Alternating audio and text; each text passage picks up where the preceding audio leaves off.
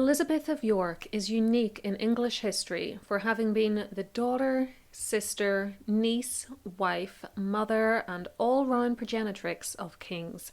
She's also the woman who should have been queen, for had times been different and a woman's ability to rule been recognised, she would have been Elizabeth I. Born into the middle of the epic conflict known as the Wars of the Roses, she experienced danger, scandal, love, mystery, betrayal and tragedy all before she turned 20 and ultimately found herself married to the enemy.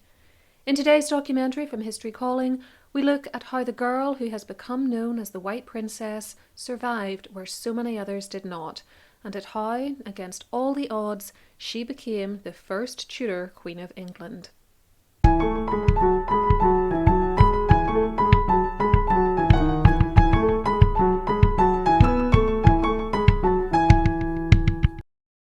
Elizabeth of York was born on the 11th of February 1466. She was the first child of King Edward IV and Elizabeth Woodville, and as a girl, her birth must surely have been a disappointment, as her parents hoped for a boy to secure the dynasty. That dynasty was the House of York, a branch of the Plantagenet family which had ruled England for centuries, but which had split off into two competing factions, known as the Yorks and the Lancasters, earlier in the 15th century, both of which were now vying for the throne.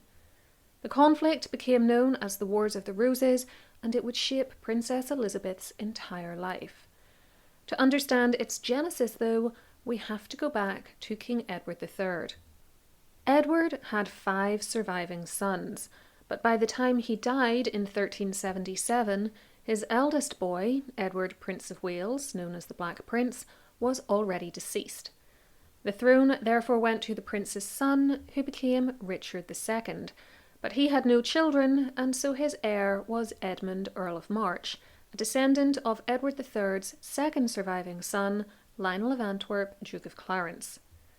However, in 1399, Richard II was deposed by his cousin Henry Bolingbroke, who was the son of Edward III's third son, John of Gaunt, Duke of Lancaster, and his first wife, Blanche of Lancaster. Bolingbroke became Henry IV, and Richard II died soon afterwards, having probably been murdered. Henry IV's eldest son became Henry V, then his son became Henry VI in 1422 at the age of 9 months. As this branch of the Plantagenets was descended from Edward III's third son, however, their blood claim on the throne was arguably weaker than the descendants of his second son, Lionel of Antwerp. Lionel's descendant, Edmund, Earl of March, was long dead and had had no children, but he had passed his claim to the throne on to the descendants of his sister, Anne Mortimer. She had married her distant cousin, Richard, Earl of Cambridge, who was also a descendant of Edward III, this time through his fourth son, Edmund of Langley, Duke of York. Their son was Richard, Duke of York. His son was Edward IV, and his daughter was our very own Elizabeth of York. So we have the descendants of John of Gaunt, who are known as the Lancastrians because he was the Duke of Lancaster, and we have the descendants of Lionel of Antwerp and Edmund of Langley, who are known as the Yorks because Edmund was Duke of York. The idea of roses comes from the fact that one of the badges, sometimes used by the House of Lancaster, was a red rose, while one of the badges, sometimes used by the House of York, was a white rose. This is also why Elizabeth is sometimes called the White Princess, because she was a York. But how had her father become king, and why was his hold on the throne so precarious that the birth of a daughter must have been a disappointment? Let's jump to a point about 5 years before Elizabeth's birth. The year is 1460, and the king is the Lancastrian Henry VI. He is married to the French princess Margaret of Anjou, and they have one child, a son called Prince Edward of Wales. The second in line to the throne is Elizabeth's paternal grandfather, Richard, Duke of York. Henry VI has suffered with poor mental health for years, having had a complete breakdown in 1453-54, leading the Duke of York to become England's Lord Protector. York knows his blood claim to the throne is stronger than King Henry's, because York is descended from the second son of Edward III, while Henry VI is descended from the third son. And the Duke now decides to make a bid for the crown. He can't get Parliament to depose the king outright, but he does get an Act of Accord passed in October 1460, stating that when Henry VI dies, the throne will go to York and his descendants, rather than to the Prince of Wales. Margaret of Anjou is enraged and gains Scottish support to fight back against York. The two sides engage in a series of fights, including the Battle of Wakefield on the 30th of December 1460, at which the Duke of York is killed. His place at the head of the House of York is taken by his eldest surviving son, Edward, Earl of March, who is technically the Duke of York now, but you pretty much never see him referred to as such. Within 3 months, he defeats Margaret's forces, deposes the king, and is declared Edward IV. Margaret and her son go on the run, ending up in France, and Henry VI is ultimately captured and placed in the Tower of London. Now, of course, I've massively simplified many decades of history here in order to move us along to Princess Elizabeth's lifetime, but if you'd like to learn more about the earlier portion of the Wars of the Roses, see my playlist on the conflict, which includes numerous videos about all the other prominent women involved, including the princess's mother, grandmothers, and aunts, plus Queen Margaret. It's linked on screen and below for you. Speaking of the princess's mother, her marriage to Edward IV was a scandalous one, for Edward had thrown over a valuable alliance with a foreign princess to secretly wed the widowed Elizabeth Woodville, or rather Elizabeth Grey as she was known at the time. Lady Grey was an Englishwoman who was about 5 years his senior, already had 2 sons, did not come from a grand family on her father's side, though her mother was European royalty and the Dowager Duchess of Bedford, and who was also a Lancastrian. The announcement of the marriage in September 1464 went down like a stone with the English grandees and the king's family. It was a major factor in a serious rift which developed between him and his brother George, Duke of Clarence, as well as their cousin and one of the king's principal advisors, Richard Neville, Earl of Warwick, known to history as the Kingmaker. I'll be coming back to them later, but for now, let's stay with little Princess Elizabeth. The Yorkist princess was born at the Palace of Westminster in London and christened a few days later at Westminster Abbey. Her godparents were her grandmothers, the Duchesses of York and Bedford, and her father's cousin, Lord Warwick.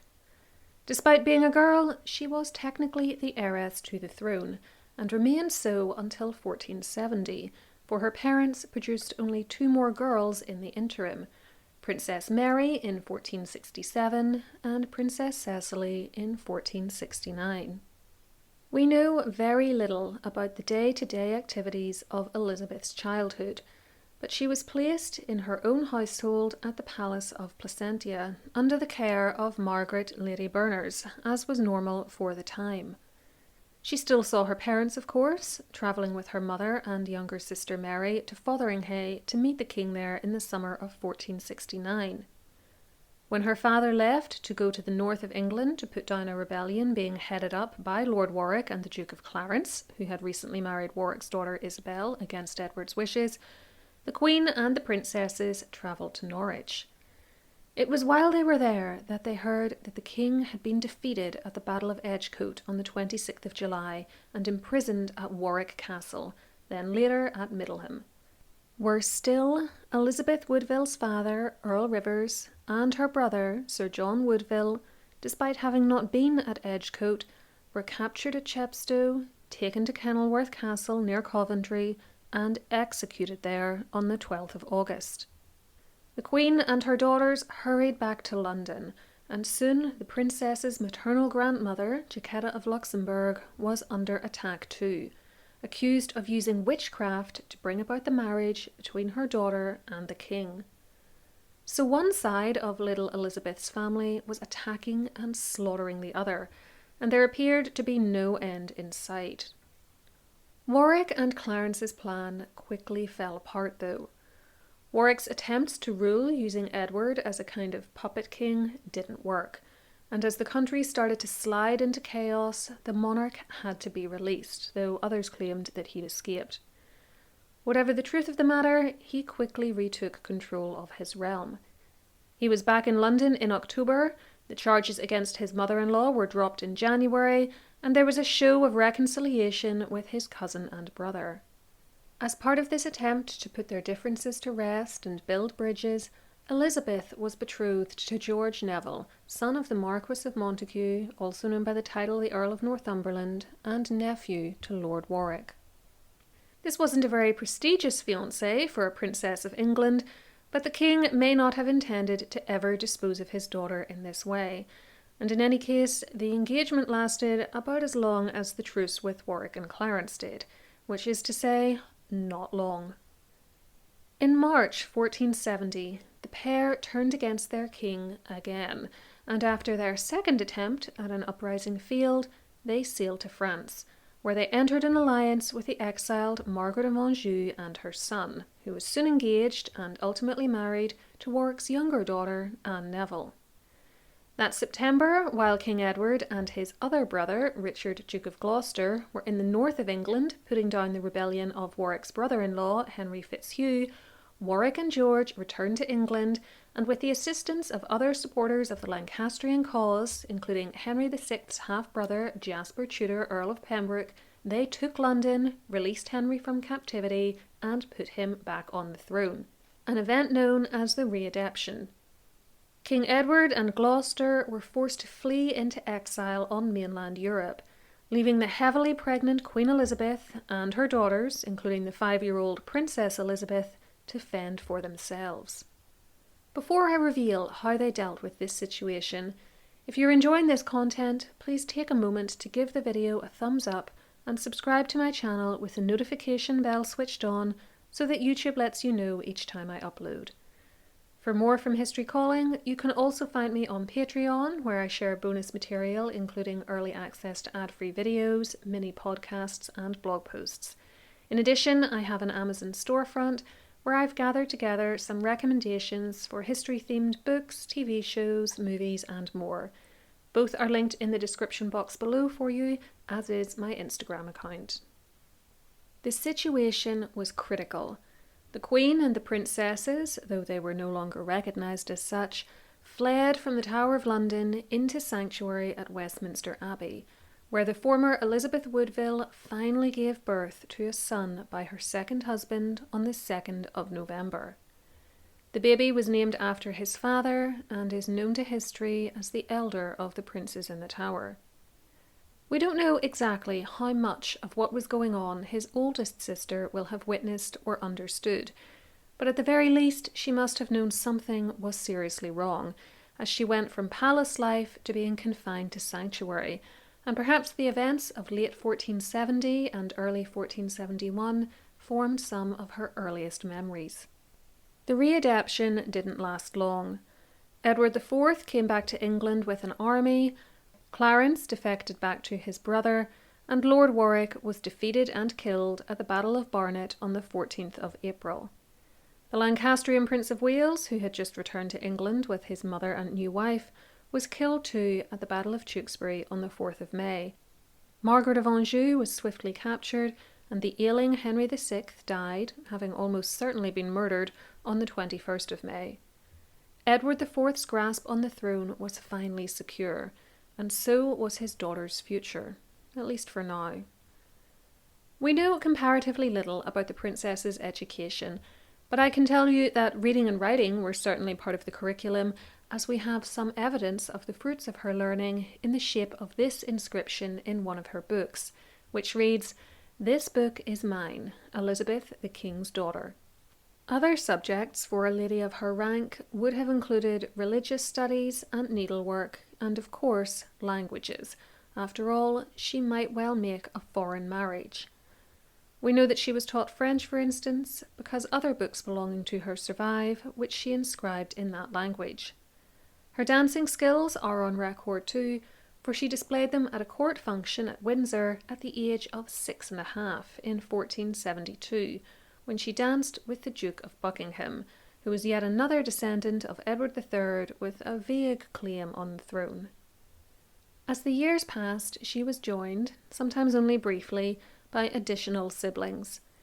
There was Princess Margaret, born and died in 1472, Prince Richard, Duke of York, who was born in 1473 and who is not to be confused with their grandfather, who had the same name and dukedom.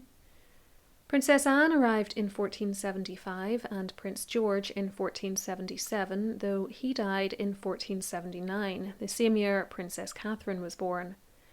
The last baby was Princess Bridget in 1480, but Princess Mary died in 1482 at the age of 14.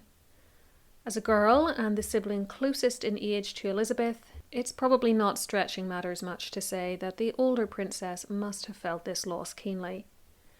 There were also Elizabeth's much older half-brothers from her mother's first marriage, named Thomas and Richard Grey, plus various illegitimate children on her father's side, most notably a boy named Arthur, who was sometimes at court and was later ennobled as Viscount Lisle.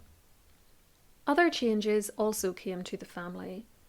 Elizabeth's formidable grandmother, Jacquetta of Luxembourg, died in May 1472, while her aunt, Isabel Neville, Duchess of Clarence, wife of King Edward's erstwhile brother George, died in December 1476. After that, George became increasingly erratic and threatening in his behaviour, until Edward eventually had him executed by drowning in February 1478, leaving behind 2 children, Lady Margaret, later the Countess of Salisbury, and a boy called Edward, Earl of Warwick.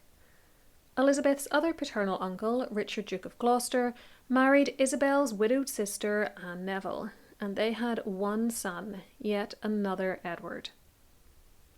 We only catch glimpses of Elizabeth in the royal records of the 1470s and early 1480s. In January 1475, for instance, she was at the child wedding of her little brother Richard to Anne Mowbray at Westminster, including at the celebratory tournament where she handed out prizes to the competitors. Later that year, King Edward made a will in which he left her 10,000 marks as a marriage portion, though she was not then engaged.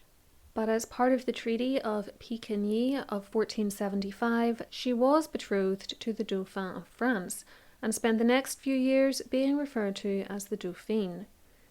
It was during this time that her profile was also increased by making her a Lady of the Garter, and she attended the reburial of her paternal grandfather in 1476. Watch my videos on the life of her grandmother, Cecily Neville, to learn why the Duke needed to be reburied at all.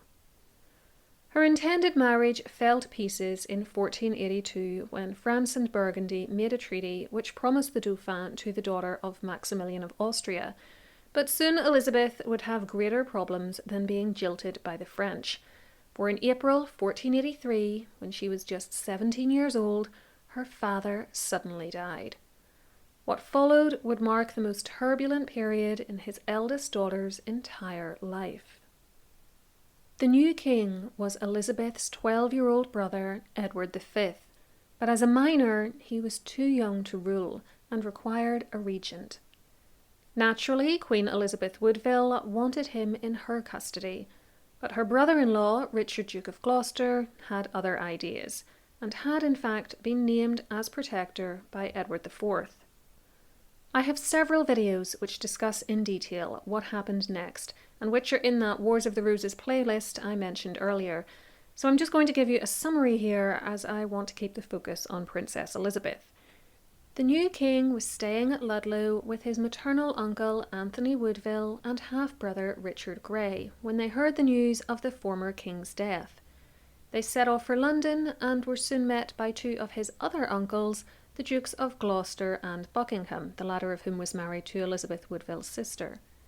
Despite initially appearing friendly, Gloucester quickly took custody of the boy and ultimately had Elizabeth Woodville's brother and son, meaning Richard Grey in this instance, killed. The Dowager Queen and her remaining children fled into sanctuary, again at Westminster Abbey, but she was eventually forced or persuaded to hand over her younger son to Gloucester's representatives. The boy was sent to the Tower of London, where his older brother had already been lodged, and soon both had completely disappeared. Richard of Gloucester declared that the Woodville marriage was void, as Henry IV had married another woman before Elizabeth, that all its children were illegitimate, and that, as his brother George's son was ineligible for the throne due to the attainder passed against George before his execution, he, Richard, was now King Richard III. It had all taken less than 3 months. This all left the former Princess Elizabeth as a virtual prisoner at the Abbey with her mother and sisters, specifically in the abbot's house there, not the actual Abbey itself. Her remaining half-brother, Thomas Grey, fled to France to avoid being slaughtered. She was now deemed illegitimate and had lost her royal rank, but if she could only get it back, then as Edward IV's oldest daughter, she had the strongest blood claim of anyone on the throne. This made her a valuable asset, and everyone around her knew it. Enter Henry Tudor. To understand why Henry Tudor is important to this story, we need to go back to another one of those wacky Plantagenet family trees. I've shown you how the Yorks descended from Edward III through his second and fourth sons, and that the legitimate Lancastrian line came from his third son, John of Gaunt, Duke of Lancaster. Now, though, we turn to the illegitimate Lancastrian line. John of Gaunt had a long-term mistress called Catherine Swynford, with whom he had 3 sons and a daughter, born between 1372 and 1381, the eldest of whom was Henry Tudor's great-grandfather, John Beaufort, Earl of Somerset. Now, these children were illegitimate and had no claim on the throne, but after John's second wife, Constance of Castile, died in 1394, he married Catherine in 1396, in one of the most scandalous unions in English royal history. This didn't make their pre-existing children legitimate, but the Duke took the additional step of getting the then Pope to recognise the marriage in 1397 and retroactively make its children legitimate. This legitimacy was further bolstered by an act of the English Parliament that same year, but in 1407, with Henry IV now on the throne, the act legitimising his half-siblings was further clarified, and a clause was added which specifically said that they and their descendants were barred from inheriting the throne. Henry Tudor's grandfather was born in 1404 and married his grandmother in about 1442, sources differ on the exact year, and their only surviving child, Lady Margaret Beaufort, Henry's mother, was born in May 1443. She was ultimately married off to the maternal half-brother of Henry VI, Edmund Tudor, Earl of Richmond, and their only child, Henry Tudor, was born on the 28th of January 1457, after his father's death and when his mother was just 13 years old. So Henry Tudor, Earl of Richmond, had only a trickle of English royal blood, and it came from an originally illegitimate line which was barred from the throne. The idea that he would ever be king was ridiculous. He was still a Lancastrian, however, and he and his paternal uncle, Jasper Tudor, had been staunch supporters of Jasper's half-brother, Henry VI.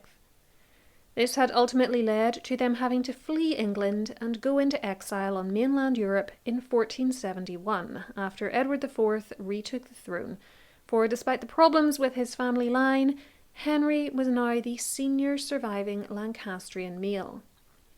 His mother made a concerted effort over the next few years to cosy up to the Yorks, partly in the hope that she could engineer his return to England as Earl of Richmond, a title which had been taken off him as a child. But no one was looking at him as a serious contender for the throne until the autumn of 1483, when it seemed clear to everyone that the princes in the Tower were dead and that Richard III was to blame. I know it's popular nowadays amongst some people to claim that Margaret and Henry were angling to get him the crown even before Edward IV's death, and that Margaret had something to do with the deaths of the princes in the Tower, but there's simply no evidence of that. It's revisionist history at its worst, as people use hindsight to claim that because Henry got the throne, that must have been the plan all along. And it's spurred on by people treating the historical fiction of author Philippa Gregory as though it's actual history. Until late 1483, Henry Tudor would have had to go through Edward IV, both his sons, potentially all his daughters, Richard of Gloucester, Richard's son, and maybe even the Duke of Clarence's son and daughter in order to potentially clear a path to the throne. And even then, there would have been the children of Edward IV's sisters as well, and let's not forget the Duke of Buckingham. Margaret and Henry weren't that stupid. It was only in the autumn of 1483, with Edward IV and both his sons out of the way, a king on the throne who looked like he was a child killer and who had made it clear that Clarence's children weren't in line for the crown, and a desperate dowager queen who was prepared to offer up her eldest daughter as a wife for the sometime Lord Richmond, that plans to put Henry Tudor on the throne began to coalesce. At this point, Princess Elizabeth was still in sanctuary. There were rumours that she and her sisters were going to be spirited away to safety, and so her uncle Richard took the precaution of placing guards around the Abbey grounds. They were going nowhere. Her mother, who must have believed her royal sons were now dead in order to do what she did next, teamed up with Lady Margaret Beaufort, and the pair began to plot a scheme which would benefit both them and their children. The plan was that Henry would invade with a French army, take the throne, and marry Princess Elizabeth. Other conspirators included the women's mutual doctor, Louis Caerleon, as well as Elizabeth's last remaining son from her first marriage, Thomas Grey, Marquis of Dorset, and her brothers Richard, Edward, and Lionel Woodville. More surprising is the involvement of the Duke of Buckingham, and to this day no satisfactory explanation has been found to explain why he turned on King Richard, to whom he had been loyal up until that point, in order to help Henry Tudor, but perhaps he thought he would end up on the throne somehow. His role was to raise an army in England which would join up with the force coming over from France under Henry's control. The entire thing was a disaster, however. Buckingham rebelled too soon, struggled to gain significant support, and ended up going into hiding before eventually being captured and executed. By the time Henry Tudor arrived off the Dorset coast, it was too late to do anything. He sailed back to Brittany, where he was joined in exile by Thomas Grey. He hadn't entirely given up, though, and Princess Elizabeth was still central to his plan. On Christmas Day in Rennes Cathedral, he swore an oath to marry her if he became King of England. Whatever her legitimacy status, it was evident that she was an important player, whether she liked it or not, and her uncle King Richard needed to ensure that she was under his control. In March 1484, an agreement was reached between Richard and his sometime sister-in-law, who he was now referring to as Dame Elizabeth Grey. Mind you, when I say agreement, the Crewland Chronicle says that Elizabeth had been threatened, and it is certainly true that she'd been stripped of her royal jointure lands, leaving her with basically no income and little room to manoeuvre. The former princesses were to leave sanctuary and would be placed in, quote, honest places of good name and fame. Richard swore they would be provided for, they would not be harmed. In fact, he had to swear a public oath on holy relics that they wouldn't be put in the Tower of London, as their little brothers had been, and that he would arrange good marriages for them. With this agreement in place, the now 18-year-old Elizabeth was again free, after a fashion, and she returned to court. As time passed, the strength of her position generally improved. Her cousin, Edward of Middleham, the only child of King Richard and his wife, Anne Neville, died in April 1484, and it was clear that there would be no other children from that marriage.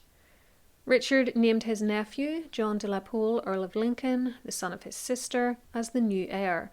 But if their illegitimacy was reversed, then the daughters of Edward IV had the best blood claim, and as the eldest, Elizabeth was the best of all. Had she been a boy, this would have led to her death, but as a woman, in a time period when women's right and ability to rule as sovereigns were not yet recognised, It made her a valuable potential bride, whose sons would inherit her claims. She was treated well at court, wearing similar clothes to the Queen at the Christmas festivities of 1484, which some have interpreted as an attempt to outshine Anne and threaten her position, while others, including biographer Amy Licence, have pointed out that it may have been intended as, quote, an act of solidarity and friendship with her aunt. Whatever the relationship was between the two women, it didn't last long. Anne died on the 16th of March 1485 at Westminster, and although rumours abounded that Richard might take Elizabeth as his second wife, and he may well have considered it at one point, in the end he publicly denied it. That level of incest is not really a feature of the English royal family. As for Elizabeth herself, her role in and opinions of events during the winter of 1484 to 85 are obscure. Depending on which historian you read, she was either in love with her uncle and sought to be his queen, or she was repulsed by the man who had probably killed her brothers and had definitely declared her illegitimate and was operating as a court spy for her mother and Lady Margaret Beaufort. A letter she supposedly wrote in February 1485, indicating that she was favourable towards the idea of marrying Richard and hoped the Queen would soon die, actually says no such thing, and in any case, it does not survive. We have only a patchy 17th century transcript of it, and no way of confirming its legitimacy or what it actually said. In short, as with so much else about the White Princess, we don't know what Elizabeth made of the rumours she was to marry her uncle, or even what she made of Richard himself. Setting aside Richard, there was a match on the table for Elizabeth in 1485 with the future Manuel I of Portugal, but it came to nothing, and soon she found herself sent north to Sheriff Hutton with her sisters and their cousins, Edward Earl of Warwick and John Earl of Lincoln. Whatever her thoughts on her uncle were, they wouldn't matter for much longer, for she would never again see the man who had taken her brother's throne. The Wars of the Roses were about to reach their dramatic end. Henry Tudor, the ultimate wild card of the Lancastrian family, and I would argue of English royal history in general after 1066, landed at Milford Haven on the 7th of August 1485 with a small army, which included Elizabeth's remaining maternal uncles, Edward and Richard Woodville. Her half-brother, Thomas Grey, Lord Dorset, who had shown himself a rather fair-weather friend to Henry in the past, had been left behind as a hostage to the French to make sure the sometime Earl of Richmond paid them back the money they had given towards his expedition. Marching through Wales and into England, Tudor met and defeated Richard's forces at Bosworth Field on the 22nd of August. Richard III was killed, with his naked body later displayed for several days before a quiet burial in the Greyfriars. Henry supposedly had a battlefield coronation using Richard's own crown and claimed the throne as King Henry VII. It was to prove almost as momentous an event for Elizabeth as for the new king, for Henry needed a queen and he'd long since promised that he would marry her.